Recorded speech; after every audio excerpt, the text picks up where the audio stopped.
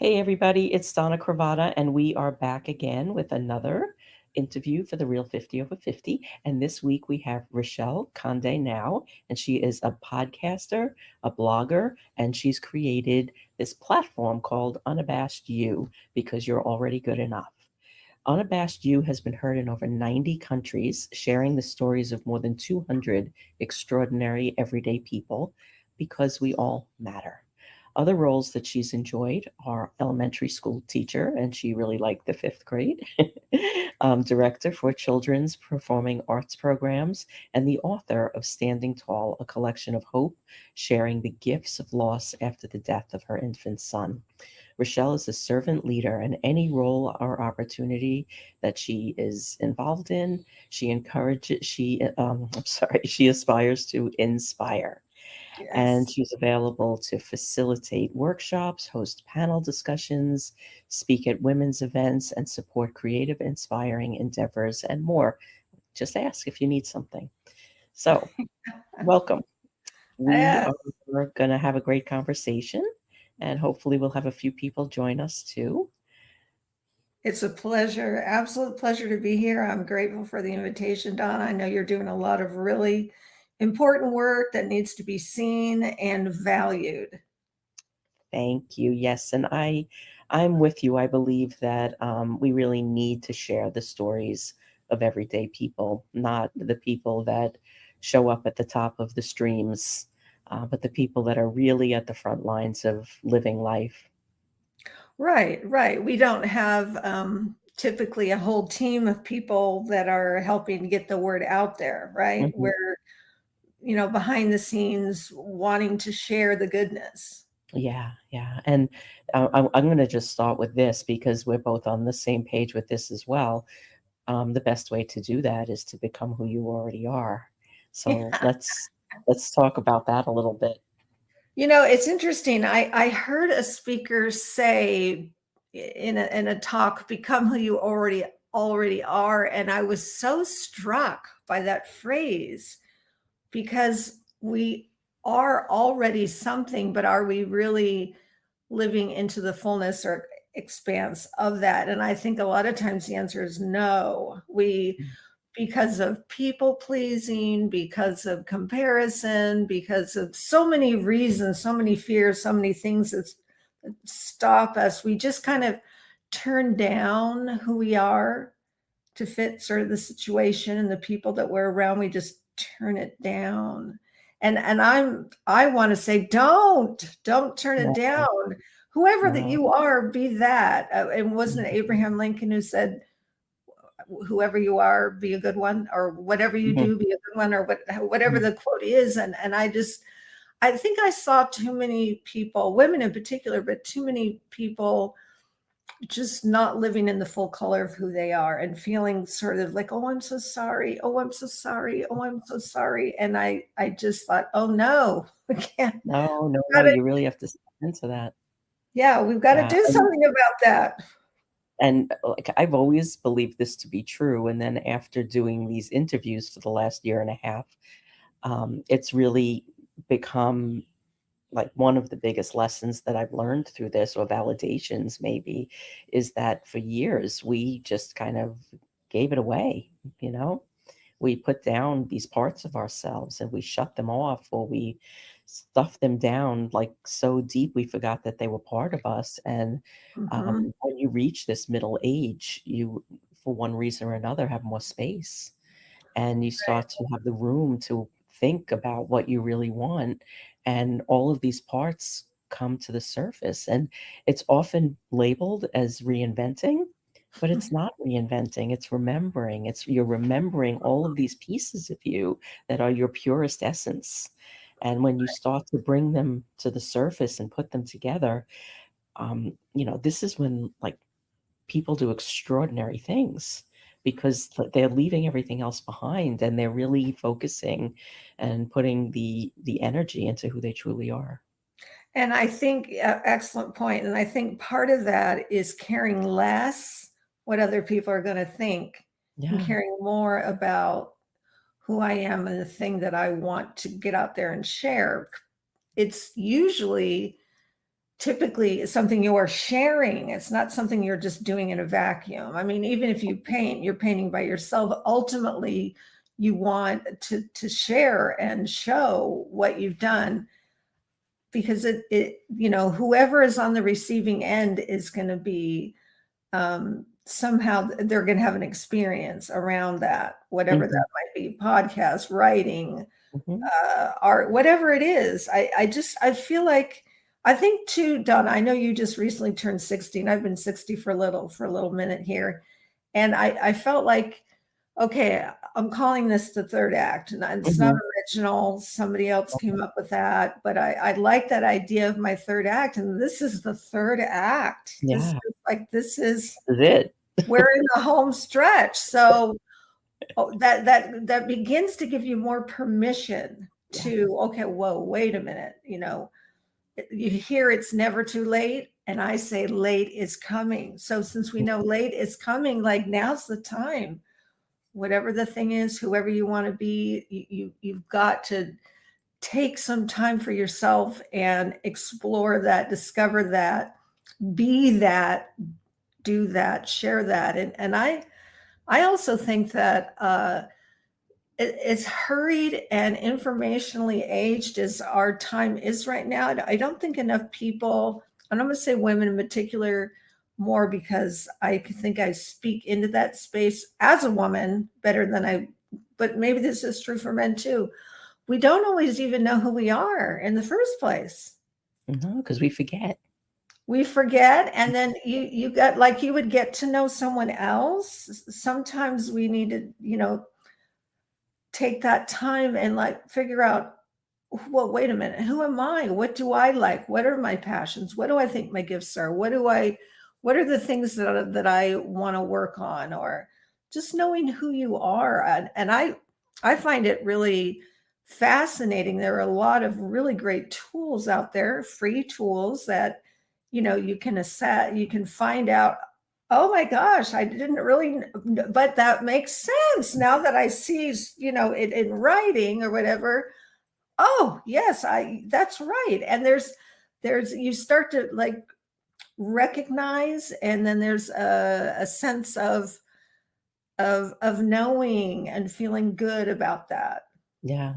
I'm actually working through some things with my human design profile right now, Ooh, which I never really did before, but I've got a couple of people around me that are really skilled in the human design framework, and they're helping me, like, through the process of identifying these things that are holding me back, that are part of how I'm designed. But if I'm aware of it, I can, like, see it coming and not so much change a habit, but like change a response to how I'm designed, you know? right. Now, is that, I mean, that, I love the phrasing of that, human design, but is that it, like, its own program that's called that? Yeah, it's a whole thing. It's a whole thing. Um, Wow, yeah. that sounds so interesting. There are two women that are part of the Real 50 over 50 community, Lisa Danforth and Victoria Lynn Hanu. They are both skilled in human design, and they're the ones that are helping me. And it's really incredible because it's based on, you know, how you're built from the inside out. That is great. And then in and amongst that, I'm imagining you're learning your strengths, the things you're gifted in, the things you're drawn to, but then also the other areas. And I hesitate to call them weaknesses. I don't even really No, like that not word at weaknesses. all, but I think, maybe they're challenges. And then Hmm. and they're areas to be accepted, Yeah. not feel shame over. Yeah, and you can't really change them because it's how you're designed, but when you become aware, then you know how you can react to that instead of respond to that. And, Mhm. set up reminders. Like, I was speaking to Lisa yesterday, and she said, just put Post-its around you and, get to know the feeling.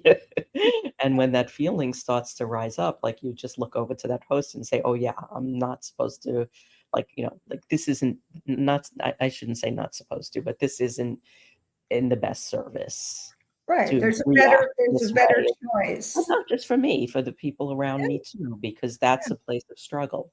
And instead of constantly going to that place of struggle, like, how can you change that experience, where it becomes a benefit instead of a struggle? yes. That's very well said. I like that. I like that a lot.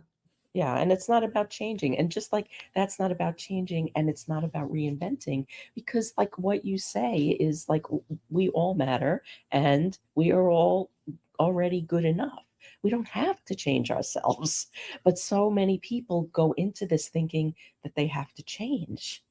And I love the message that you have that, we're already good enough. We don't have to change. But when we start to remember these pieces, and like for me, this started like 10 years ago. My son is a musician. He's 22 now.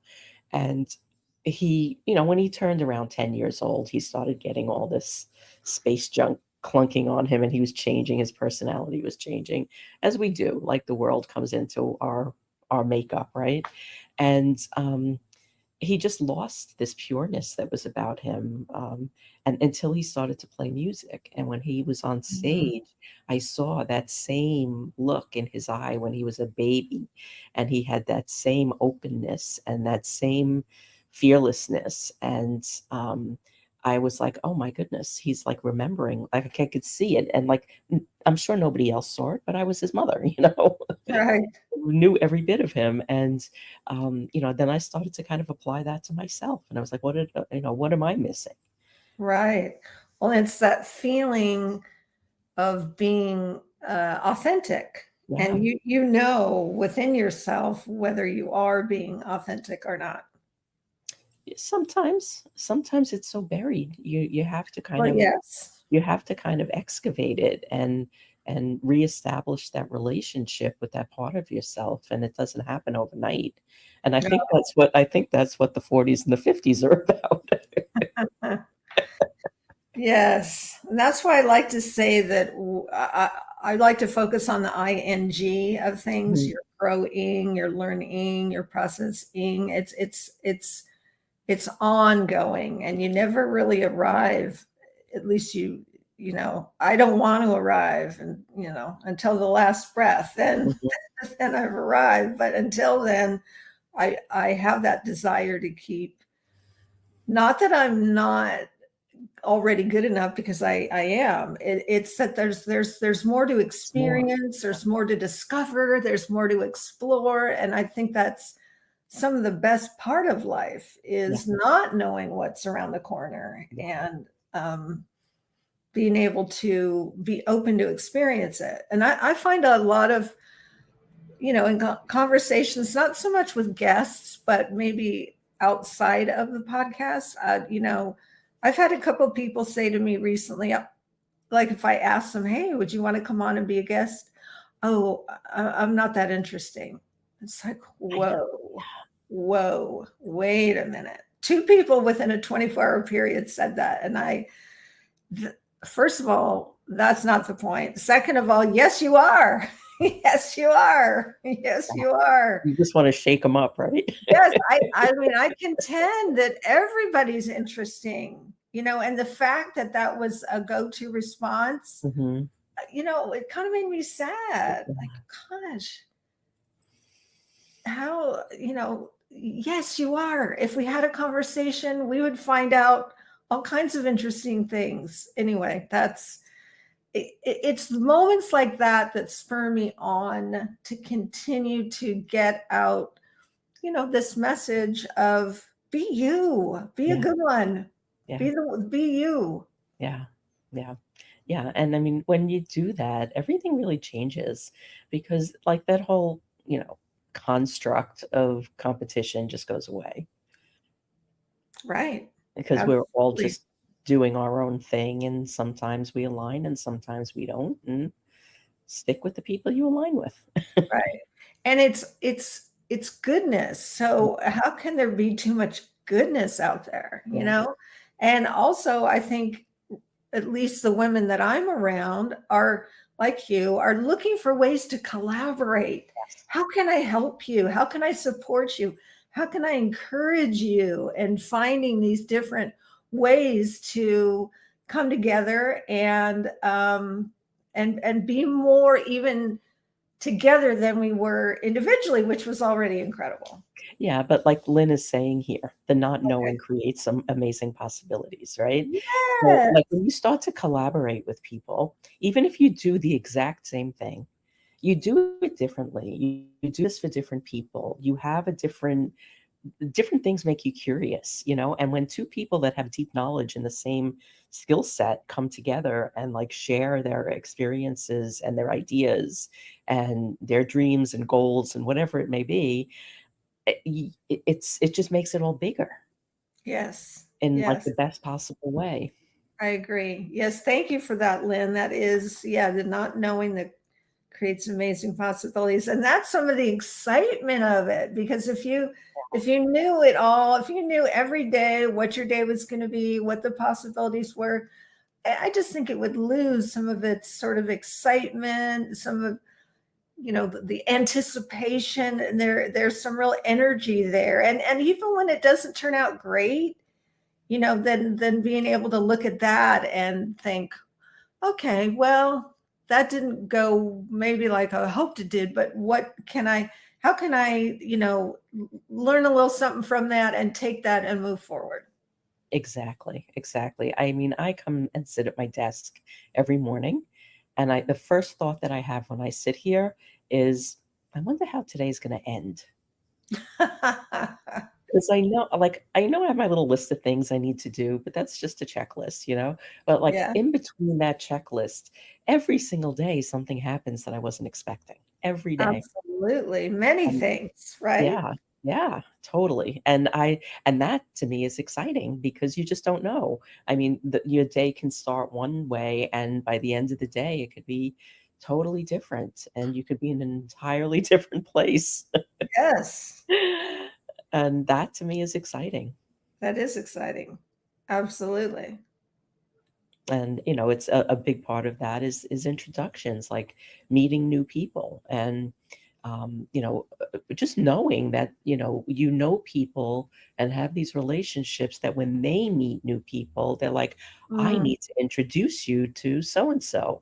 That lights me up because like the second thing I think of is like, what can I do today that's going to make people want to introduce me to other people?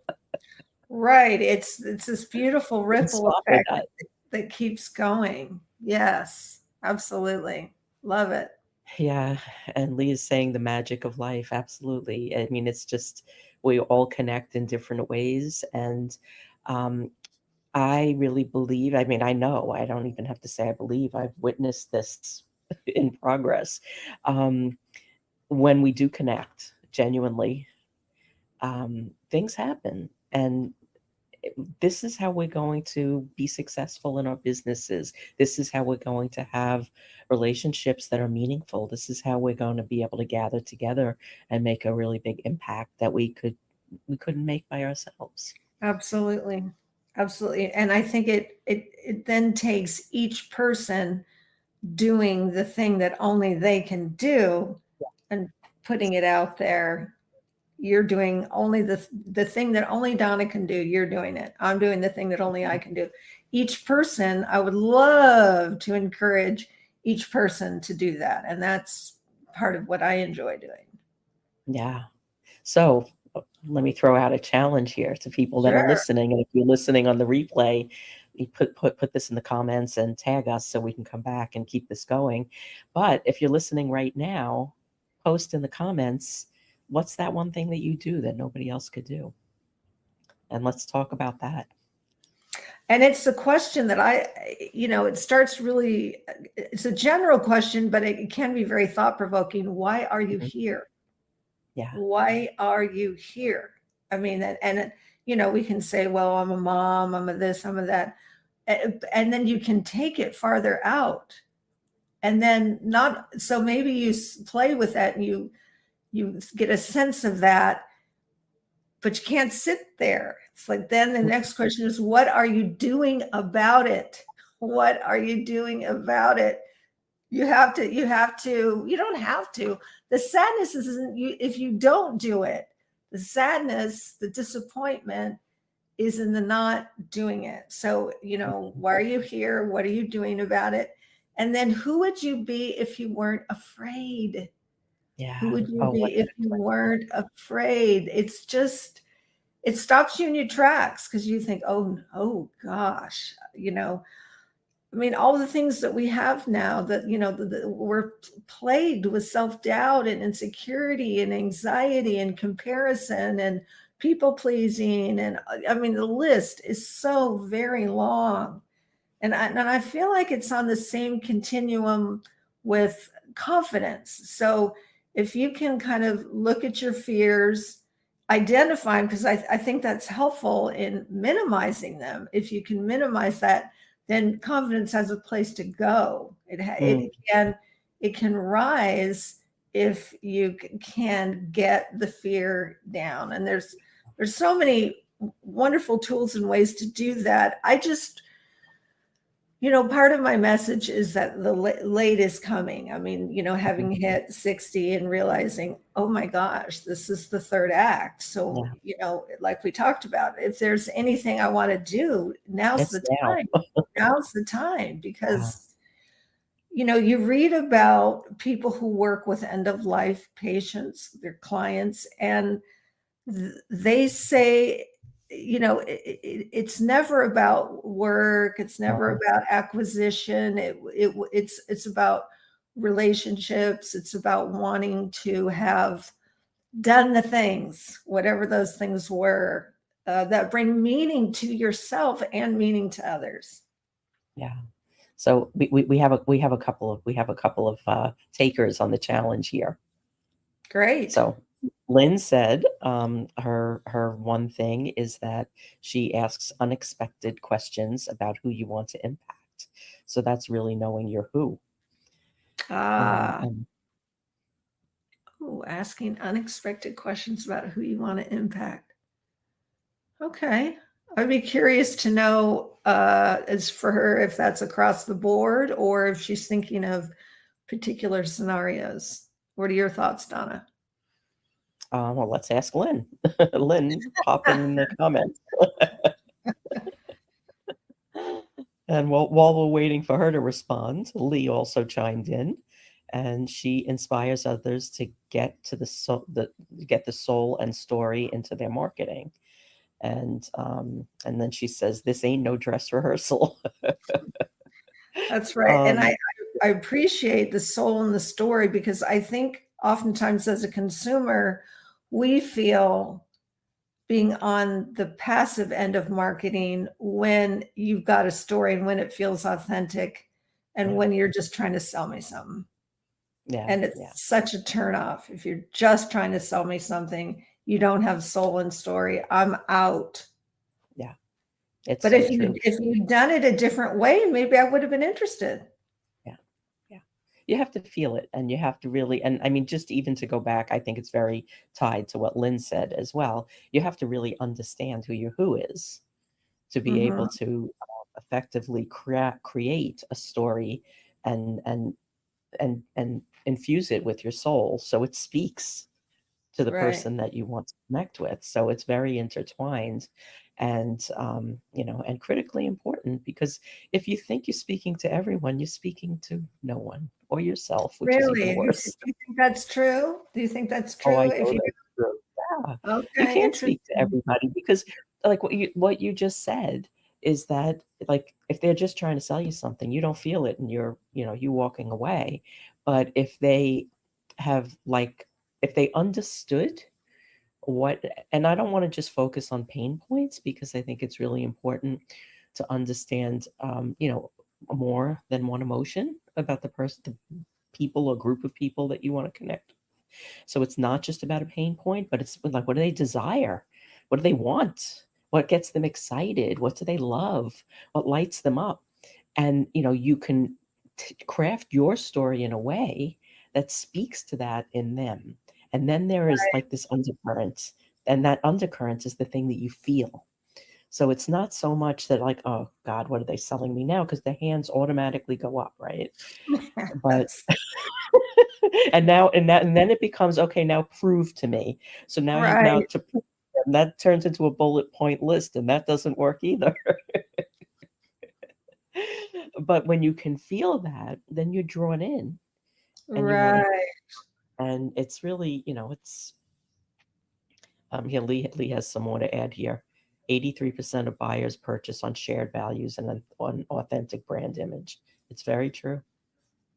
Wow. Yes, we want our marketing to feel like a story. I agree with that. Because I love story. I mean, I'm completely pulled into story. Yeah.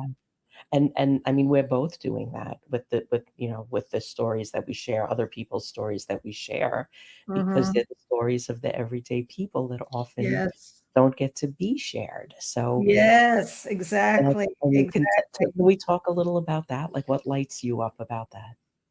What lights me up is it kind of goes back to the people who said they weren't interesting because Yeah. I, I don't buy that at all. And feel sad that anybody would think that. I think each person has an incredible story, no matter what their circumstances are, whether they're good, bad, or quote unquote normal, whatever. There's all these wonderful rich chapters throughout each person's life, and I contend that I could literally have everyone on as a guest, and I would love Mhm. to just get to know them. So what lights me up is seeing the other and helping them feel seen and heard, and then also to encourage them forward to that, to become who they already are, and to understand, no, you're already good enough right now. Right now, you're already good enough. Now Mm. you may want to explore, discover, kind of continue the ing process. That's all great. I just am I'm on cloud nine. I'm on fire. I'm like, I can hardly contain myself when I finish a conversation. I'm just like, yes, I feel like I could fly. I could do whatever needed to be done. Mhm. It's so exciting to me to take that time and to have that conversation with that other person in real time, especially now. I think it's become even more valuable because we don't even often necessarily take the time to look people in the eye and have these conversations anymore, where we send information, here's the information, but we're not engaging, we're not connecting. So that's what lights me up. Okay, so now you've had over 200 interviews. How has your life changed from having these conversations? It has enriched it immeasurably, being able to have that moment of connection. I mean, I start to feel attached to the people I talk to, and I want the best for them. I want to encourage them. I mean, my number one thing in life is encouraging. I can't get past it at all. I don't want to. I mean, it drives every part of my life, and probably always has done that. And I don't think I even understood that about myself until more recently. And again, that goes back to taking the time to discover and explore who you are, because it's fuel, it's empowering, it's expanding. Um, And what have you learned from yourself about yourself from having these conversations? Because it is such a personal growth piece to, it's and a commitment to do this weekly, every week yes, you're having these conversations with somebody and they go wherever they go. right. Wow, what have I learned about myself? I think what I've learned about myself is some of what you can sort of explore things through an assessment, but Hmm. then when you talk to people, then it's like, was that accurate? And then you find out, oh, it is accurate. I really do like to encourage people. I really do like to listen. I really do want the best for them. So it's very hopeful. I think I've discovered I'm a very hopeful person. Um, I've also discovered that I'm I'm introverted, which I had, kind of surprised me because I have this, side that's very gregarious, and I've got theater in my background and all that. But I need the quiet time, alone time to really recharge, and that's Mm, not a bad thing. It just is. mm-hmm. So, And yeah, that's some of what I've discovered. I've discovered I love doing this. I've discovered I I I've taken a passion, I've made it a purpose, and I I look forward to it each time. I look forward to it. I do too. This is my favorite day of the week. Well, I cannot believe that we are at a half an hour already. Before we Wow, start to wrap up, though, I just want to Lynn put her answer into the chat. So how what we were inquiring was like more. We wanted more about how she asks unexpected questions, and she says first we ask what problems you enjoy solving most, and then you imagine the impact solving those problems will have on others. oh wow, that's nice. Okay, so a way to sort of figure that out. That's very good, Lynn. Thank you for that. Like almost a framework, putting a framework to it. Yes, yes.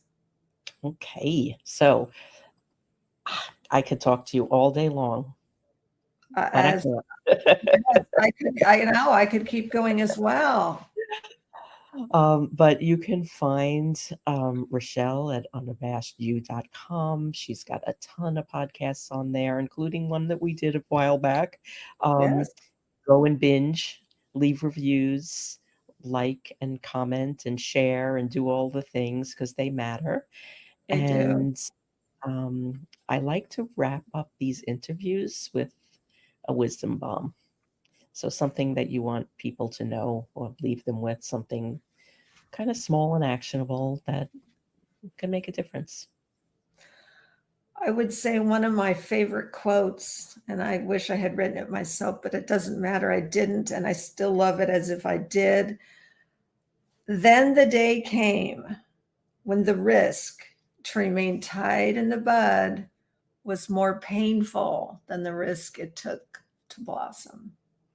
Mm, That's Anais Nin. So the idea being it takes a lot of work to stay tight and inward. It really does. Take the risk and blossom. You just don't know what might happen. no, it's so true. One of the things that we were working through yesterday with my human design was there's an area where I put up a titanium wall.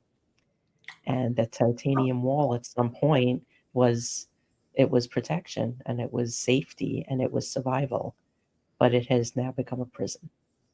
Oh, interesting. So I need to take down the wall and replace it with a boundary.